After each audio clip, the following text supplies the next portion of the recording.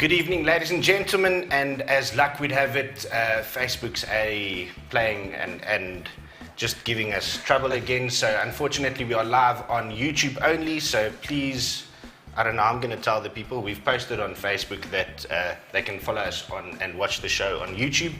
But yeah, this is Let's Talk Automotive. This is Season 5, Episode 4. And in tonight's show, we have the latest and breaking automotive news. Our guest is Christo Evnagelou. It's a difficult one. We review the Land Rover Defender 90. And then we're going to have game time with Christo a little bit later, and I get a sneaky suspicion I'm going to get another hiding there. Maybe you'll win. Maybe I'll win. And then we're going to have our segment on how things work, where we're going to have a look at how tires create grip, and it's a two-part segment, so be sure to look out for the second half next week. And then we're going to have some fun time with Meme of the Week. Ladies and gentlemen, this is Let's Talk Automotive.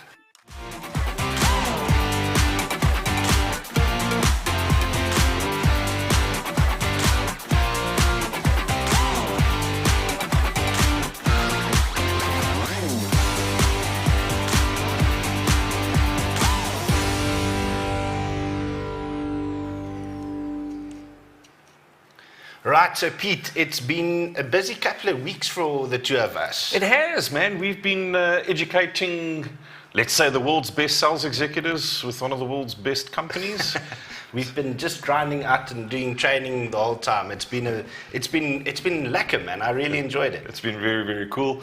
And of course, we have now the weekend to enjoy, where we have a double header of Formula One and MotoGP. Amazing. The best kind of weekend. It is the best kind of weekend, and yes. I can top it even because I'm going to be riding my bike at Kyle Army this weekend as well. I'm very jealous, but you've been hounding me. I did invite you. Yeah, you did, but I don't know, man. There's not enough sand on that track. All right, guys, let's get going with this week's show, and this is this week's news.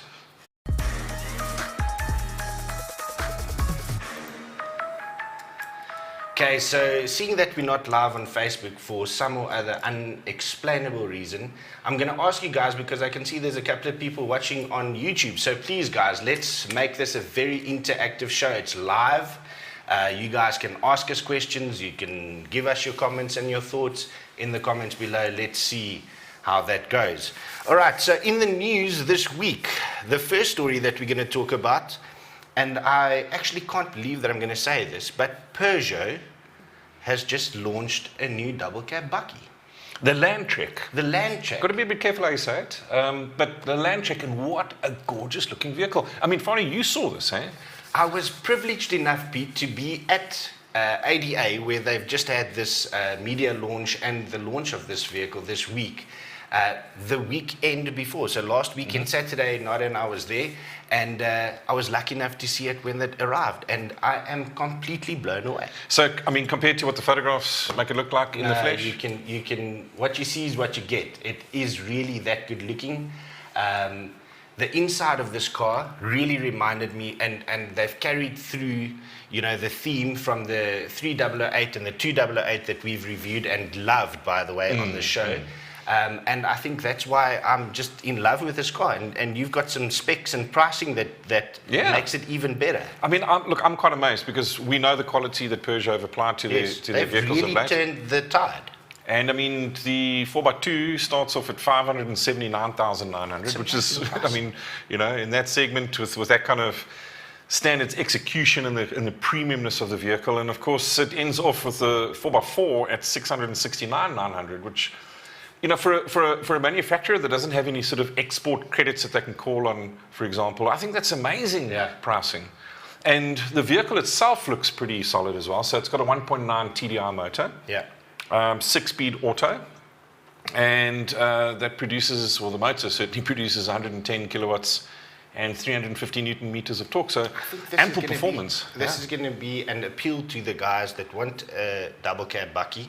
This is a well-known brand, and definitely the quality is a huge step up from what we've been used to. I think this is going to be a very, very good option. I tell you something, Fanny, I think Peugeot's got another winner on their hands. Yeah. Can't wait to have one for a review, guys. So you guys at Peugeot, please. Okay, so the next story. Now, you've mentioned that this weekend's double header. By the way, we are both enjoying Formula One for the first time in a very long time. So the next story, just when I saw this, made me just jump. My heart skipped a beat. Lewis Hamilton bracing for a possible 5-place grid penalty in Brazil. And yeah, Well, this is just news, good news. I suppose for the championship it is, if we want to have a new world champion, I suppose. Yeah. Lewis Hamilton fans are not going to be happy. But does he still have fans? Sorry, sorry.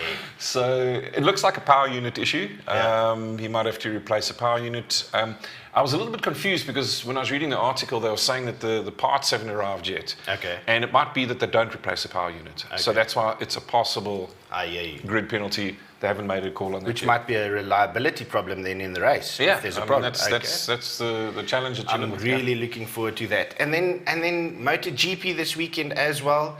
It's been a bit of a bummer with Marc Marquez having a bit of a while training off-road. Yeah. And now he's missed last weekend, he's missing this weekend again, so basically his season's over. He'll be racing again next year, hopefully. Well, hopefully, because this is an injury, of course, that he has aggravated, that happened in 2011, that he had an operation for. So he's got double vision or blurred vision. And it's actually a nerve ending that's damaged. And so that operation corrected that nerve ending so that he could see sort of one picture. And that fall seems to have aggravated that again. So it might be that he's just having a really, really bad luck sort of streak, eh? Yeah, it just shows, these guys at the top end of their game in a dangerous sport, we can really see why they earn their money. Fully deserved, by the way. Yeah, and, just getting back from the arm injury and the broken arm, and we've seen some of the old Marquez coming back and winning, and then, it's such a pity that this happened. Well, maybe you can take the break now between seasons to recover fully, and let's see how he comes back next year. But listen, the way he came back this year was impressive already. So next year, I reckon he's going to be a championship contender. And well done to Fabio, but whatever. All right, and then unfortunately, sad story, man. Yes, we've all grown up with this guy, and this is Valentino Rossi's last race in MotoGP. Yeah, I almost don't know how to approach this. I've got mixed emotions. I think Valentino is an all-time great, and the reality for me though was that he hung on a bit too long, and I think he ran the risk of tarnishing his reputation. But he's such a character that of course didn't happen. People just love him just as much as ever before. And I think that's why it's going to be very sad. It was a nice touch that he got all the bikes that he won his championships on. So he had 9 bikes that they presented him with. It's going to be different without him next year. But he will certainly be on the grid. With this Sky VR 2016, owning teams and whatever, and he's still, it sounds like he might be racing cars and whatever the case is. So he'll still be there. Yeah. All right, that's it for the news beat. It's going to be a busy weekend. It is. Yeah. Can't wait. All right, let's get into our next segment, and obviously we're going to be chatting to our guest of the week.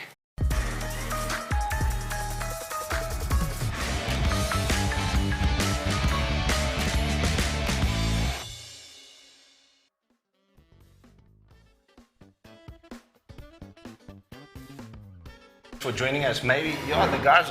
There you go. You don't have to quite sit on my lap. Eh? You guys know each other. You can sit close. I would normally charge extra for that. Christo, thank you very much for joining us. It's an absolute pleasure to have you here. We've had about 40 minutes or so just chatting before, and I said to the guys, I wish the camera was rolling because that was some really cool content, man. It was, except we would have had to have a serious bleeper on there. Yeah. Yes, this man can say quite a bit. The language was impressive. But no, that was a fantastic conversation that we had. Yeah, so we can have a bit more of that. So, Christo, why don't you tell the viewers at home a little bit more about yourself? Yeah, sure thing. Right, so ladies and gents, as Peter and Fanny pointed out, my name is Christo, and essentially all that I am is a glorified backseat driver. I tend to teach people how to enjoy their vehicles as best as they can. That's really hang on, we've got to qualify that because it's more than just teaching people how to enjoy their vehicles. Yeah. It's teaching people how to enjoy their vehicles with a white knuckle drive. And it goes beyond vehicles. We're talking high performance stuff here. Yeah, and bikes. You can have fun in small cars. Okay. I mean, I remember back like in festival, we were taking people for rides in the little Kia Picanto. And just the way in which you can deliver an experience, it can rival some of the bigger machinery. I actually need to clarify. He was in the Stinger, I was in the Picanto.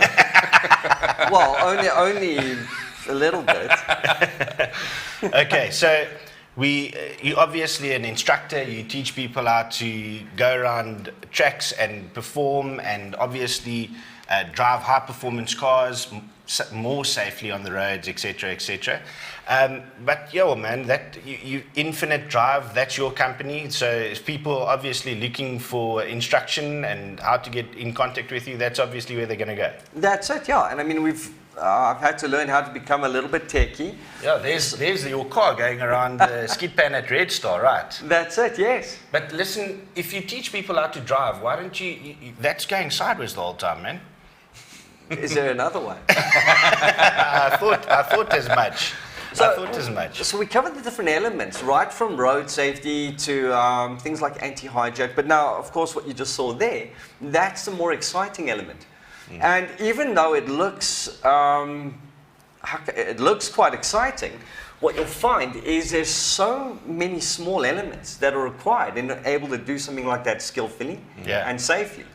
The first one is we're in the right place. Yeah. Yeah. So playing out on public roads, I would never recommend that. Come to a racetrack or to a skid pan, have fun, and test your skills there. Sure. But I mean, like now, to put a vehicle sideways, as Peter knows, there's so many small elements. It works on your vision.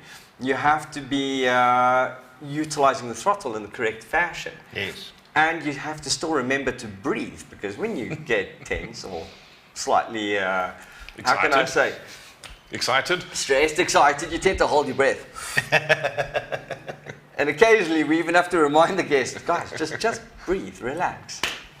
Now, in terms of who is able to come, a lot of driver training companies seem to have almost an age limit, or that you've got to be over a certain age. What type of guests do you bring onto these programs and age groups? Now, here's an interesting thing. Many of the companies will have an age limit. I really don't. The reason being is I'm not on a public road. I'm in a controlled, safe environment. As long as my client is comfortable to drive a motor vehicle, we can then take them to that next level. Awesome. And of course, I just need to point out over here, there is a difference between spinning and drifting. The spinning there's no talent. You press the accelerator and you actually get out the car. That's how little talent it takes. Okay. Talk to me about... we must come back to that, actually. Okay, well, let's do that now. Let's talk about it. Have you noticed the progression on the spinners from where they started? Previously, there was no skill. Go get a box-shaped EM, put your foot flat in the thing, and it kind of... If you don't have to be in the car, well, how much are you actually doing? But that's my point. Yeah. But now, have you seen the progression in what the guys are doing? But now, are they drifting? Now, it's more drifting combined with the acrobatics and the showmanship of spinning. Fair enough, fair enough. So they've evolved. There's there's more skill involved with it now. Yes. Okay. I want to talk about putting somebody into a car like this and teaching them on a day. There must be millions of stories, because you're dealing with different personalities. You know, the macho oak that thinks he can drive the car when he gets there, and taking that oak onto the track, and then you know, the difference between, like, for example, lady drivers and the guys. How do you deal with that? So generally with my programs, the guys who book on, they're already on, how can I say, a more mature level. They're there to learn. Okay. They're not there to show off. Okay.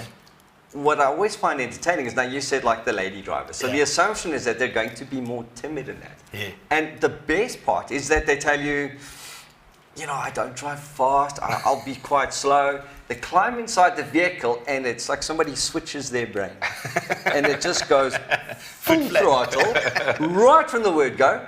You as the instructor end up holding on and you're like, whoa, let's take this back a notch.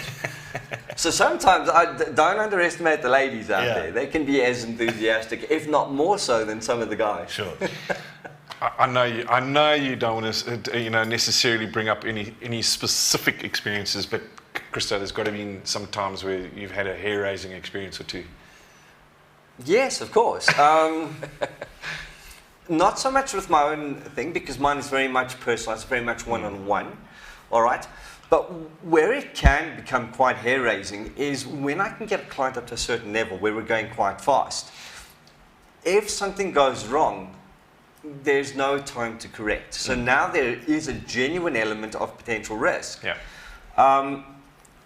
When I've worked with some of the other institutions, the one company, they're an international company, they've actually taken and had the foresight to put a brake pedal on the instructor seat. Oh, really? Almost like A53, no clutch, just a brake. Okay. Just in case. Because it can become quite hair-raising if you get a client who's there not to learn, but to show you how to drive. Or they panic, and then they forget where their own brake pedal is. Correct. No, the best one, many years ago, I had the one individual, and it was actually on the skid pan. We were putting them into an emergency situation where they had to initiate a skid, an oversteer, in other words, the start of a drift essentially. And they got such a fright, they just covered their eyes. That almost sounds like me. Okay, so you take individuals on. So, I mean, obviously that would elevate pricing a little bit. Maybe you can tell us the experience that a person would typically have when they come on a day with you. So let's start off with the two types of programs that you run. So the one would be the high performance driving and the race craft, let's say, versus the drifting experience. So what time does the day start? How long do they have in the seat? How much does it cost? So let's have a look at the drifting first, because we've seen a lot of videos on the drifting and that. Now, essentially my drift experience is we start with theory, and I try and get as much of the theoretical knowledge out the way at the beginning. And it's not a lecture, it's a discussion. Okay. Now, I want to know what you know so that we can then try and work out together what we need to do to get the best from you when we go onto the pan. Okay? Because it is one-on-one. I normally will rent the skid pan for 2 hours, and I want to be driving for as much of that 2 hours as possible. Sure. Up until this stage, it seems to be about an hour 40 to an hour 50 minutes of actual drive time. Okay. So I've already preset it up in that.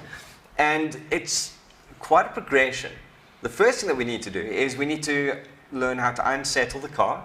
So I start off by initiating a slide both to the left and then to the right. And you as a client, your gateway to progression is that you have to show me that you can catch 3 of those skids in a row to both directions. Okay. Then we'll progress on to the next level where you hold half a slide, half a circle, to the left and to the right 3 times in a row. And then eventually we'll move on to full circles, left and right. And there you can either do a full circle, take a bit of a breather, and then try and recreate it, or just go for 3 full circles in a row. So, Christo, I've just thought about this, okay? I'm going to throw something out here. If I spend some time with you, okay, because I haven't done this before, okay, but Peter's obviously done this a lot, okay, so if you teach me how to do this, and we have a little bit of a competition afterwards, do you think I'll be able to beat him? Remember who's sitting closest to you. No, we need to clarify. Remember, we who's need to gonna be the clarify the teacher. T's and C's, okay? So is it just going sideways, or do we make it more complicated? Do we No, I set think up let's throw this out there, man. I mean, So- we could so do should we have drifting, gymkhana, maybe a bit of track times, hot laps. Let's make it like a 3 challenge Yeah, day. I love it. So we do some drifting and we maybe do some track Yeah. and a small little gymkhana on the skid pan. Okay, so we're going to do Jacques Lap a sponsor. Yeah. Wait. And then we So we do track, okay, we can do the time lap. Yeah. And the idea is that the instructor mustn't say a word, and you must keep it on the track for, well, most of the time, as much as possible. Okay. All right? Because it's a track course, not an off-road course.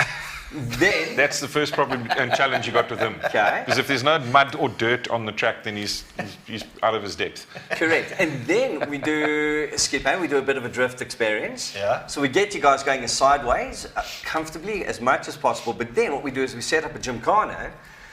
And now the key is, all right, not so much for time. we can actually time how much of your course you keep it sideways for. Okay, I like it. Okay, so are we going to be able to fit all of that into one day? Yes. Okay, we'll organize this. The reason being is if you're not used to this, it's very, very tiring. Peter's not going to do any practicing, nothing. Okay, come on, let's be honest. No, he needs a little bit No, he because needs nothing. you kind of need to get your iron. He needs nothing. I'm going to be doing training, practicing, and then at the end of that, we do the competition. You know what? I'm going. Okay, I'll take up the challenge. No, we'll set this up. I'm looking forward to that. Excellent. Okay, you were talking bikes because you know a lot of people think that you're speaking cars and showing cars, but I also didn't know. Peter told me that you actually started teaching him when he started out on the track with his bike. I did. I tried, and this was after he had a little mishap. Yeah. I think it was. Maybe you should have gone for the training before. I know, that's just how I roll, literally. Yes. No, but how often is this the way of things?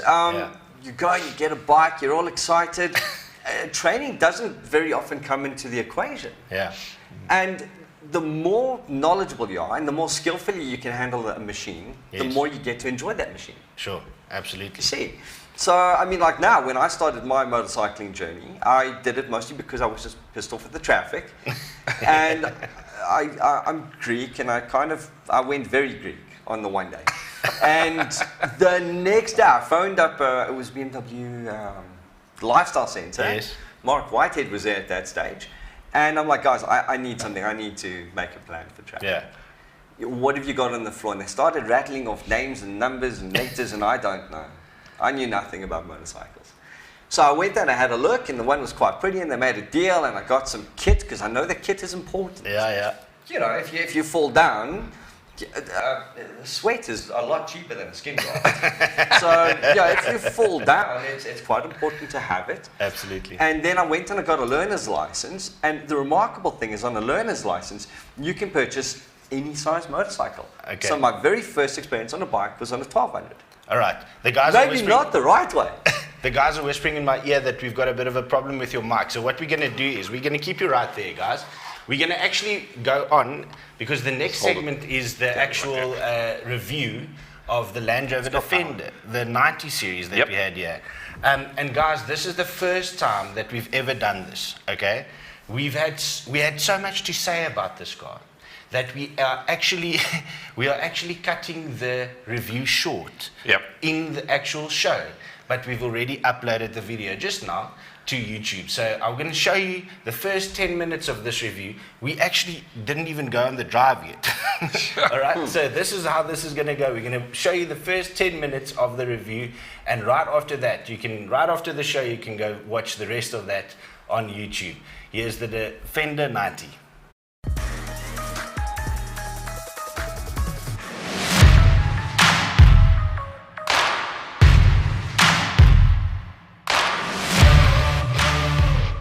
Welcome, ladies and gentlemen, to our review. This is Let's Talk Automotive. I'm Fanny Skals. This is Peter Viljoen, and our review of the Land Rover Defender 90 series. Pete? Yes, so we had the pleasure of driving the 110 series at the Jaguar Land Rover Experience in Sunninghill, and we took it on a 4x4 track, a serious 4x4 track. And so in today's review, we've got the 90, and we're going to rather do some curb 4x4ing. Because, let's be honest, that's what most people are going to buy this for. Oh, for sure. And so let's give a nice perspective of what it's like to have this as a daily activity vehicle. So we've had the vehicle for a week now. We've had huge fun. But let's just talk about the exterior while we're here. We started on this because this is impressive. This front of this car is just very impressive. If I just stand back a little bit and let the viewers have a look at this front. This has got to be one of the best looking vehicles from the front. Yeah. At the moment, it really, I can't get enough of it. I agree. All right, Pete, so what can we say about the front? You know, there's so much technology and bells and whistles on this car. It's going to take us an hour to review this car. So let's condense and talk about the front. We've got, collision avoidance warnings and lane keep assist and everything on this car. Absolutely. So, I mean, you can see on the windscreen, you've got your stereoscopic camera over here, and that is part of our lane keep assistance function. So Yeah. it monitors the lines on the road, but it also assists in the general sort of visibility that the car has in front, because Yeah. you've got 360-degree cameras on this as well. The camera system on this car is mind-boggling, but we'll get to that. You can also see some of the sensors as well in terms of the auto lights and the auto Wipers. wipers. There are obviously sensors in the front. He has another camera over here, by the way. Headlights on this, Pete? The LEDs and daytime running lights? So LED, daytime running lights, you've got your fog lights as well. Interestingly, when you put your fog lights on, it disables the auto function on the headlights as well, Okay. which is not a bad thing, because technically speaking, you should not be driving with your fog lights on unless there is fog. Yeah. Okay, let's come around to the side, because this is probably the most, is it contentious? Is that the right word? The most spoken about comment that we get with this car wherever we go. Yeah. What's wrong with steel wheels? Why? Okay. Well, I but suppose it that's makes so much sense on this car. It's part of being rugged, but I think they've done a great job in obviously color coding them. Yeah. And they look sturdy enough. Let's put it that And way. the reasoning behind it would be for what? For off-road use. Yeah. A steel wheel would make more sense It's off-road. easier to repair in the bush if you do bend it. Exactly. Whereas aluminium doesn't bend. Aluminium Breaks. Yeah. Makes So sense. it makes a lot of sense. Okay, tire size on this is, let me just double check, it's a 255 70 18. So the profile of this tire again is quite high if you think about it, which again makes sense off-road. Well, I mean, you combine that with the air suspension, and it's like you are being carried on the wings of an angel. It is so comfortable, I promise you. All right, nice details on the black trim. The mirrors are amazing with this camera that's in here. I've never seen a camera system like this before. Keyless entry, like we've come to expect. This is something else that is spoken quite a bit. Yeah. Also a bit of an issue. It is. I must say, my daughter commented on it, and she didn't like it from an interior perspective. Because it takes away visibility. Takes away visibility, but then I just opened the roof. Correct, yeah, and say stand up. Stand up if you want to see stand up. And suddenly all was forgiven. Yeah. And I did explain the functionality behind it. This is an optional extra and an accessory, and you can do all sorts of funny things here if you want well, to. you can mount an external tank on. Yeah. So yeah. Okay. Let's walk to the back. The rear or spare wheels mounted on the rear, which again makes sense because it gives you a little bit more space wherever. Very interesting. The camera system, I'm going to point it out here, and we're going to talk about it when we're inside. You can actually turn your rear view mirror into that camera. It's going to be a nice discussion point Yeah. when we drive. It took a little bit of getting used to it. Once I got used to it, I loved it. Yeah. I couldn't go back to using the mirror as a standard one. Agree. So that's on there, park distance control, and an electronic tow hitch. Yes. Which we'll show the guys just now. Coming to the back, Peter, and opening this up, there's not a lot of space. Now, this is something that we're going to talk about.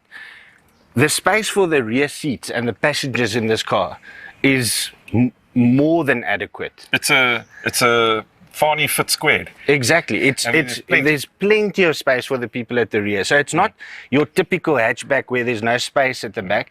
There's more than enough space for adults to sit in the back comfortably. And this is the boot space that's left.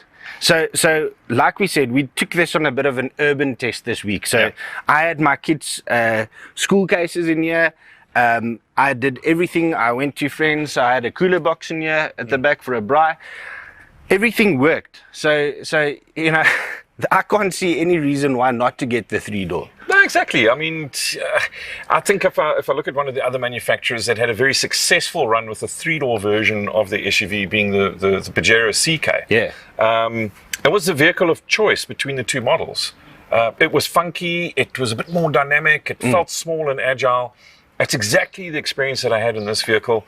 I don't really worry about the boot space too much because ultimately when we're traveling, there's never enough boot space, and that's why we put a Fender trailer on the back of the vehicle. Exactly. So what do we miss from this to the 110. So it's 2 extra doors and Yeah. more boot space. That's it. That's it.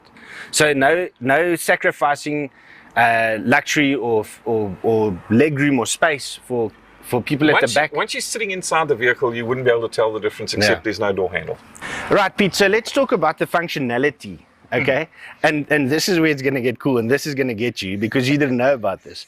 Okay, but this you knew about. This is a 220 volt plug in the back of the car. Yeah, so there's an inverter in the vehicle. I think that's very That is flipping amazing. So if you have one of those fridges, you can plug it in here, or whatever you want to do. Okay, on this side, okay, this is where I'm going to bug you. This is going to freak you out, okay? So first of all, you can pick up the suspension and drop the suspension with these 2 buttons here. Is that so that we can align the ball of the tow bar with the trailer? That's correct, okay?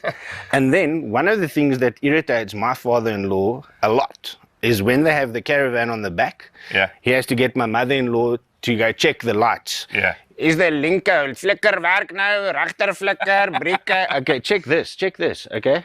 If I press that button, it runs a sequence and it tests all the lights. Wow. Isn't that amazing? That is cool. Okay, and then if I press this button, check this. You can hear the motor working. Yeah. And there comes my tow. Isn't that amazing? That is very cool. No, Brie. I'm completely in love with this car. I must say, I really had a lot of fun driving the vehicle. There's been 1 or 2 cars that we've had great experiences with throughout the year. Yeah. And this is it's right up there. Let's go jump in the front and see what the Fani fit's like. All right, Pete, so let me jump in the back quickly and let's see what the Fani fit's like. Okay, awesome. So it's quite easy. I mean, we just roll the seat forward and it does that. Okay, so this is the only concern. This is a little bit, it takes a little bit of getting used to. Getting in and out of this. Okay, I'm in. Okay, but let's leave that seat up All right. so that the cameraman can see what we're talking about. This is in the driver position. I'm sitting in the back and I'm comfortable as if I was in a normal other car. So I'm very, very happy. And at the back here, I've got my own climate control. I've got USB and power sockets on each side for each kid. The kids are going to be so happy. And when we open this roof, the kids can actually stand up and look out the top if they want to. Yeah, Let's do that. let's do that.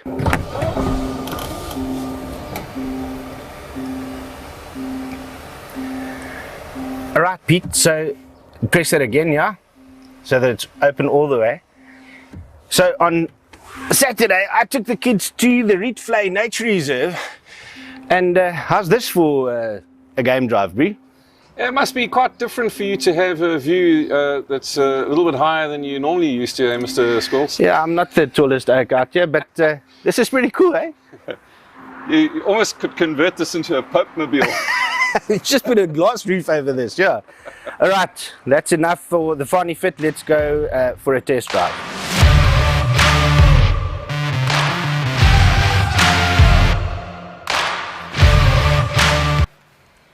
All right, so like you saw there, we just get to drive the car after 10 minutes of talking about it. Because Fani had verbal diarrhea. But I mean, it's like, honestly, worth it.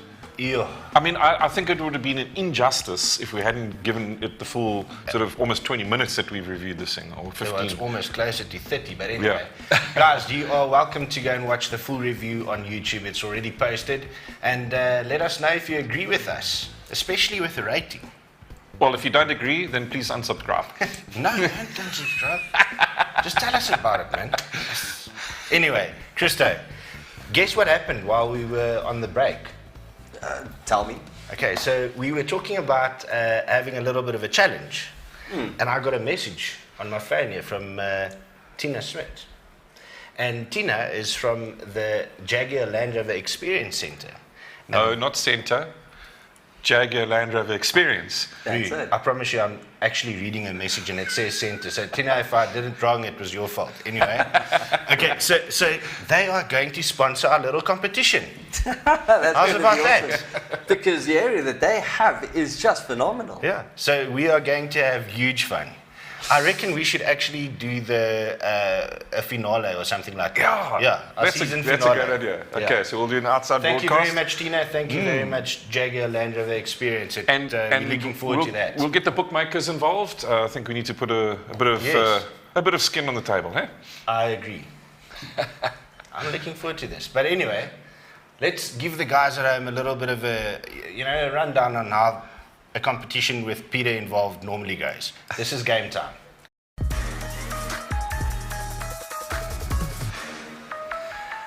Right, guys, you guys at home, please, I see that you've gotten quiet on the comments. Leandra and Nadia and I know Arjun and Tina and all the guys are watching with us. You guys can play along, but it's difficult tonight, okay? So this is how it works. I'm going to show you a partial picture of a car. You need to try and guess the car. This is like an idea. Here's an example. Take it away, Yaki. Take it away, Yaki. Take it away, Yaki. All right, we're going to show an example like that. You need to, if you recognize the car, shout your name, and I'll come to you. Best out of 7 wins. Okay? Okay. All right. Wait, so you just shout. Shout your name. Your name. If you recognize the car, shout your name. Cool. Okay.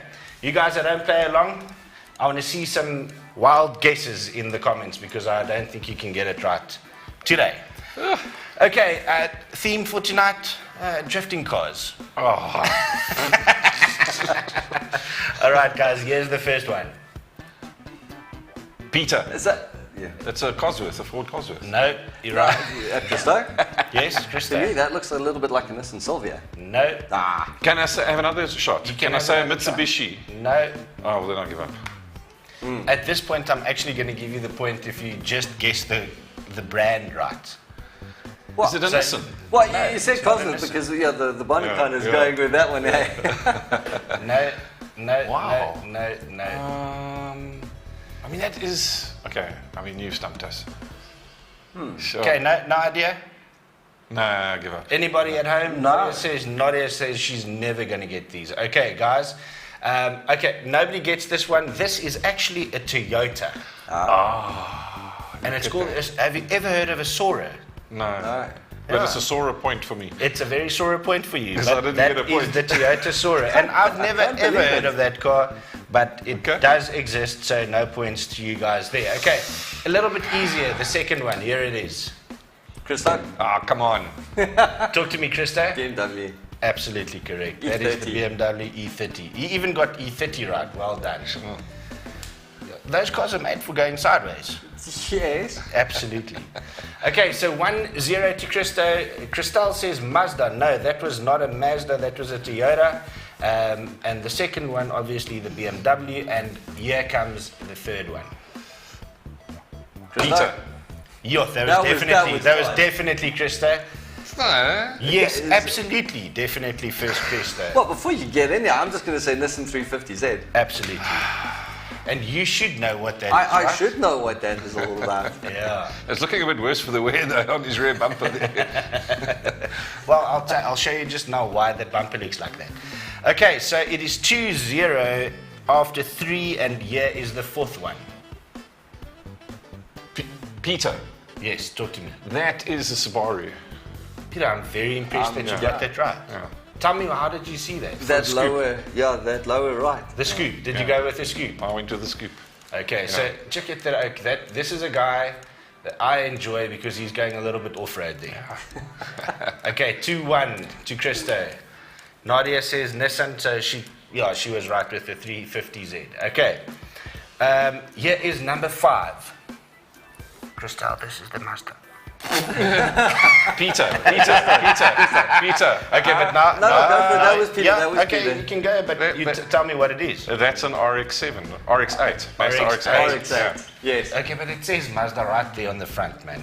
Yes, sir. Come on. Oh, there on the one right. I missed it. Show us that again, please. I missed that logo at the bottom. But you see, there's Mazda all over this flipping thing, so I couldn't actually. It could have been a 626. Let's face it. I mean, and I said it was an RX-8. So Yeah. No, RX-8. Okay, well done. So it's all tied Rotary, up. yes. Okay, so this is Christo. We've got one or two more, I think. There's 2 more to come. Okay, but let's see what happens with the next one first. All right. Here is number 6. Christo, Christo. R34. Absolutely. Skyline. Oh, Listen. Yeah, you're right. It is. 34? Yes. No, that's a 33. It's 33? I'm sure. Sheesh.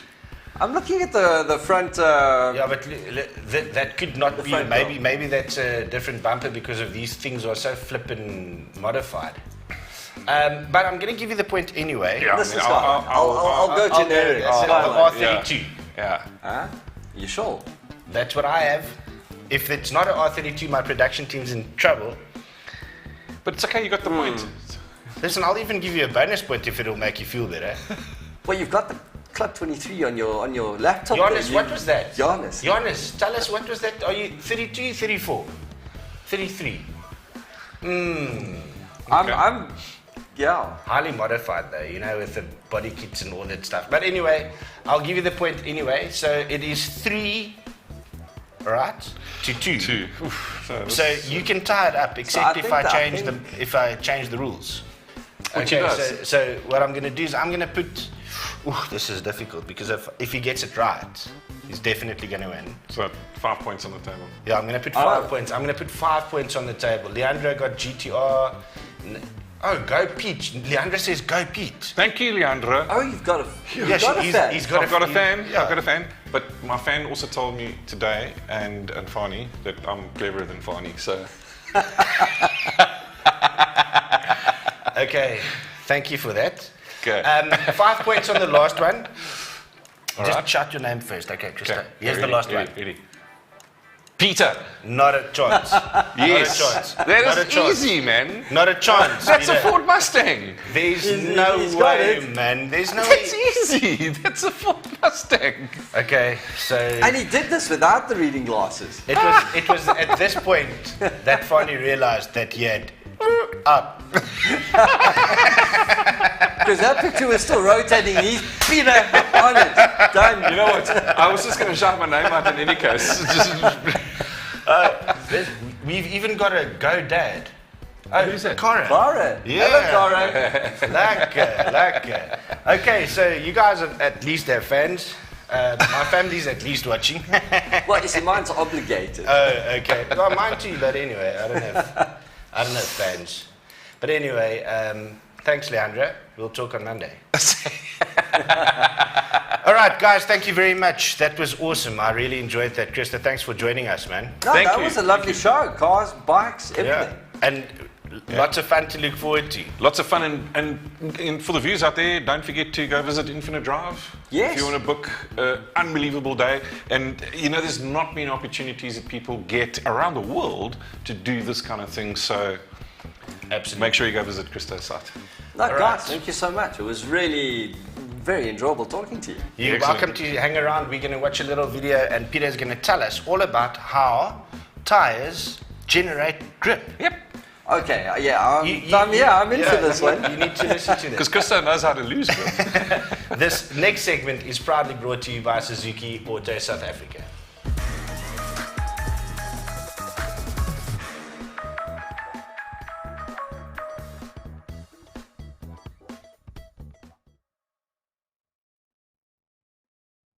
Oh my goodness, we have a technical problem. Oh, so we're not going to... Technical glitch. It looks like we're having a lot of fun tonight, guys. Between Facebook, Facebook, and there's buttons not working. Fun times going out here. yeah. Yep. Yes, So how things work. our next section. This is going to happen right now. Here it comes. Welcome to this week's episode of How Things Work, and in the next 2 segments we'll be looking at how tires achieve their grip, and to add a twist to the subject we'll be comparing car and bike tires and how they achieve grip in completely different ways. So first, let's have a look at car tires. The major difference between a car and a bike tire is that a car tire does very little leaning. The other obvious difference is that a car with 4 tires suffers from weight transfer, which loads and unloads the various tires differently at the same time. What affects the available grip on a car tire? Well, aside from the type of tire and the tread we have on it, downforce, weight, and road surfaces, there are dynamic forces that act on a tire which influence the amount of remaining grip we have. And the best way to illustrate this is with cam circle. So as we can see with cam circle, we can illustrate longitudinal forces, so braking and acceleration, and then our lateral forces which occur due to our steering. So if the diameter of the circle represents the maximum grip levels that we have in our tires, and let's say that is expressed as 10, if we do braking, for example, just by itself, we might create a longitudinal force of 7 out of 10, but you can still see that that's well within our grip levels. Or we might accelerate with a force equal to 7 out of 10, and we still have grip levels. However, if we brake and steer at the same time, so let's say we steer with a lateral force of 7 out of 10, we brake with a lateral force of 7 out of 10, the resultant force between those two vectors will put us outside the total grip levels that are available in our tires, and that is where we lose grip. So it's critical that we understand how the various loads acting on our tires when we're accelerating, braking and steering will affect overall grip. Now that we know how the lateral and longitudinal forces use up the grip, we now need to consider that the inside wheels travel a shorter distance relative to the outside wheels when cornering, and how this affects our steering grip. We know intuitively that because the inside and outside wheels turn through different radii, one of the tires has to slip. And a lot of design work has been done to reduce the effects of the wheel slip with designs such as the Ackerman steering, which is a special geometric design of the steering linkages, allowing for the front wheels to pivot at slightly different angles when turning. But here's the interesting part. We still need a little slip to get some grip. Not too much, because that's a skid. I'm a poet and I don't know it. But for this to make sense, we first need to explain that there is a difference between friction and traction. So friction is a force that develops between your tires and the road, and it can be static or kinetic.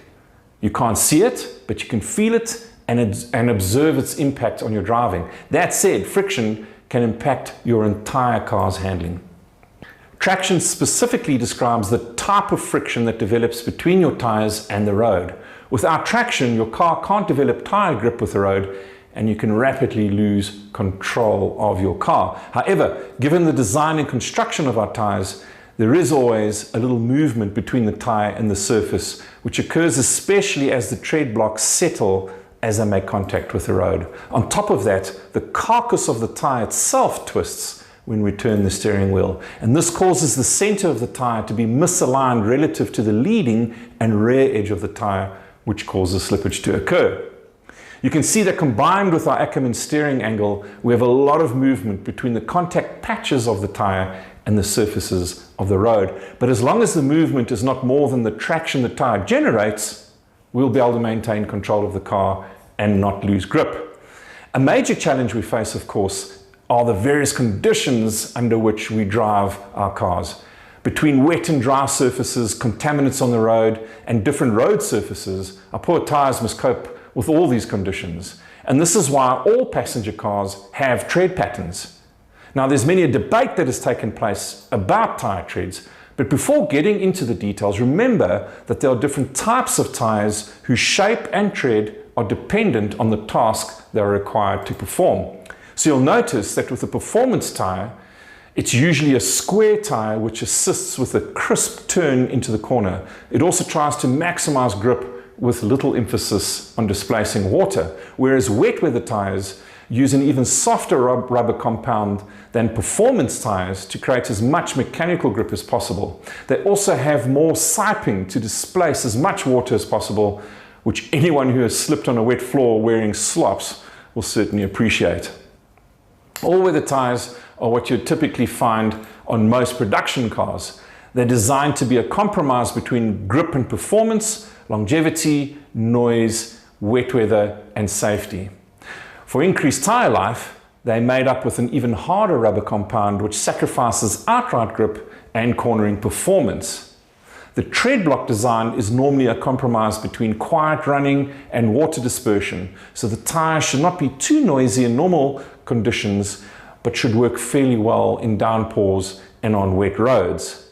All-terrain tyres are typically used on SUVs and buckies. They are much larger tyres with stiffer sidewalls and bigger tread block patterns. The larger tread blocks mean the tyres are very noisy on normal roads, but grip loose sand and dirt very well with almost a gear interlocking type of process to create grip. As well as being noisier, the larger tread block pattern means less tyre surface in contact with a smooth road surface like tar. The rubber compound used in these tyres is normally middle of the road, so neither soft nor hard.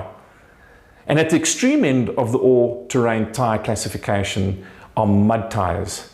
And these have massive, super chunky tread blocks and really shouldn't ever be driven anywhere else other than on loose mud and dirt. And the tread sometimes doesn't even come out in blocks anymore, but looks more like paddles built into the tyre carcass. So you thought the tread was the shape of the rubber blocks around the outside of your tyre, didn't you? Well, it is, but it is also, as you can see, so much more. The proper choice of tread design for a specific application can mean the difference between a comfortable, quiet ride and a tyre that leaves you feeling exhausted whenever you get out of your car. A proper tread design improves traction, improves handling, and increases durability. It also has a direct effect on the ride comfort, noise level, and fuel efficiency of the tyre. We also need to keep in mind the importance of correct tyre pressures to suit the conditions. Correct tyre pressures ensure the structure of the tyre and the consequential grip it provides is retained. And pressure also influences the heating and cooling of the tyre, which also impacts on how the tyre compound provides grip. So that's a basic look on how car tyres achieve and retain their grip. Next week, we'll make the comparison with bike tyres, and I can't wait because the way bike tyres create grip is a fascinating concept to say the least. So we look forward to seeing you then. Thank you, Pete. That was wonderful information. I'm looking forward to finding out how motorcycle tires generate traction, especially seeing that I'm off-road most of the time. Yeah, I mean, maybe I should concentrate a little bit more on the dirt side on the bikes. So in this particular segment, I did concentrate on the tarmac side of things and the road bikes. But it is fascinating to see the differences between how a bike tire generates its traction versus a car tire. Looking forward to that. Thank you so much. Looking at some of the comments that came in here, your daughter's obviously very impressed. Enthusiastic. Yeah, very, very. And let me just clarify something here quickly, because this comment's out there now.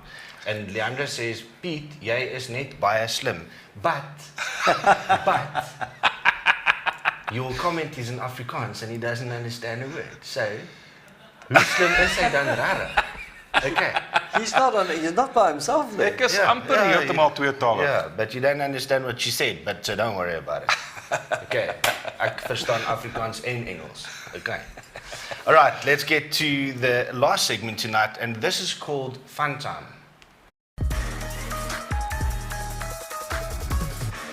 Okay, so Christo, we're going to show you a couple of funny memes that we collected over this week. You know, all the stuff that happens on social media. I think there's actually 4 tonight, Pete. So let's show you what happens when you fart in a smart car.